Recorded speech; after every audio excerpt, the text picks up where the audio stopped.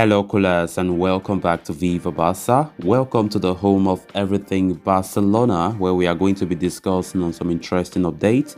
We start with Nico Gonzalez and Ace Abde, who are all on loan at Valencia and Osasuna, respectively. So, concerning their loan agreements, to their respective clubs, it has been reported that Barcelona have inserted an indemnity clause in the agreement of those two young stars. And what does that mean?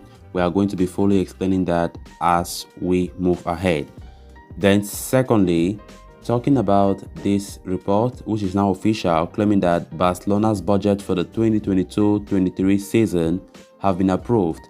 274 million euro profit forecasted. Of course, the board of directors met 2 days ago to decide on this. We are also going to be discussing on that.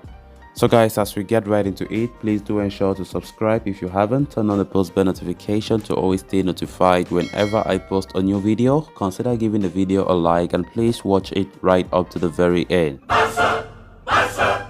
Barca! Aside from a host of outgoings, Barcelona have also sent a good number of players on loan for the 2022-23 season. Names such as Ace Abde, Alex Collado and Nico Gonzalez, who have joined CA Osasuna, Elche and Valencia instantly spring to mind. However, an interesting revelation has emerged about how Barcelona have taken an unforeseen approach when it comes to each and every loan deal. As per a report by Cat Radio, Barcelona have inserted an indemnity clause in the case of two players that have been sent out on a season-long loan, which is, colloquially known as a fair clause. Such a clause means that the club that has taken a player from Xavi's side on loan would be compelled to pay compensation to Barcelona if he plays against them. Even if the loanee makes the cut for the matchday squad, a smaller compensation will have to be paid to Barca. As a result, it has been reported that Osasuna are assured that Abde will not have any involvement against his former club, as they are unwilling to pay a fee just for the sake of playing him when the two teams face in November and again in May next year in La Liga. The same clause has been inserted in the case of Nico Gonzalez, who is on loan at Valencia. The Blaugranas, are set to face Los Che at the end of October before taking on them in March 2023 in La Liga. So it will be interesting to see if Valencia are willing to use the midfielder or drop him to avoid paying the compensation. However, an exception has been made in the case of Alex Collado, who partook in Elche's 3-0 defeat at the hands of Barcelona on Saturday. Last summer, Collado's loan move to Sheffield United and Club Brugge failed to come to fruition, with the 23-year-old left unregistered by both the senior and the B team of his boyhood club. He was unable to play any football until January this year. As a result, club president Joan Laporta ensured the player that a fair clause will not be included in his case in order to lend him a helping hand. Interesting, seeing the kind of clause that Barca have put in Nico and Abde's contract on loan is quite interesting. They can't play against us, I think in Spain they have this culture, most of them, not liking their players on loan to play against them. Whereas in the Premier League or other leagues, I see it, but it's normal there. Players on loan, they play against their parent clubs, there's no issue. But in Spain, it is almost like a taboo. I don't know why. This is not the first time I've been seeing this. Some few players that have been going on loan to fellow La Liga clubs, when they meet with Barca in La Liga, you hardly see them really play there.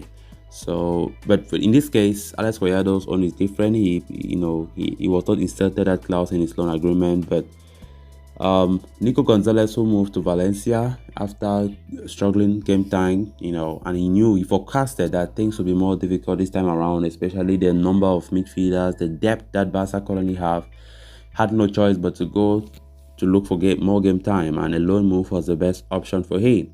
So Barcelona did not even hesitate, but also had to send him to go because they knew that he's a youngster and he needs that game time to get mature and to grow as a young player. And also put that so-called indemnity clause in his loan agreement, which means he can't partake in any game against Barca. But if he does, of course, not that Barca are forcing him not to play him.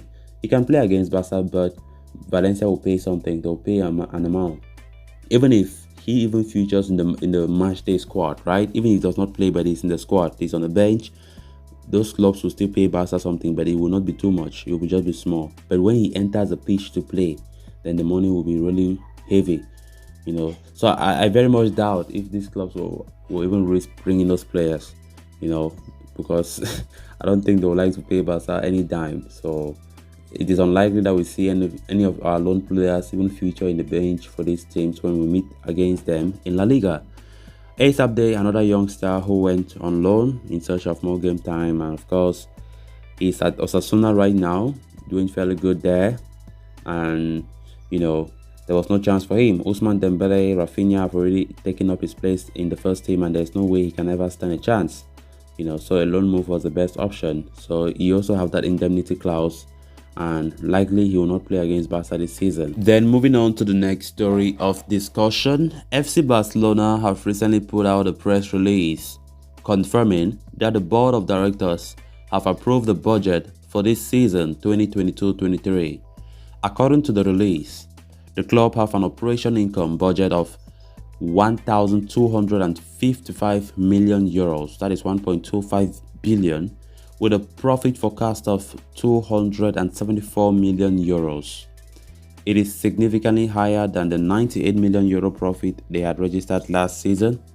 Indeed, at the end of the previous season, the FC Barcelona board finished the 2021-22 financial year with a turnover of 1,017 million euros and a profit of 98 million euros. Apart from that budget, Barcelona have confirmed the progress of demolition of the South Goal video scoreboard, which was not active during the game against Victoria Pleasant. Furthermore, the advanced basic project development has been completed, and the club have completed the bidding process for the building of the new stadium, corresponding to the management of the work. Catalan companies Enginyera y Arquitectura Tolera and Ingenieros JG will lead a joint venture and will be in charge of the construction phase of the new stadium.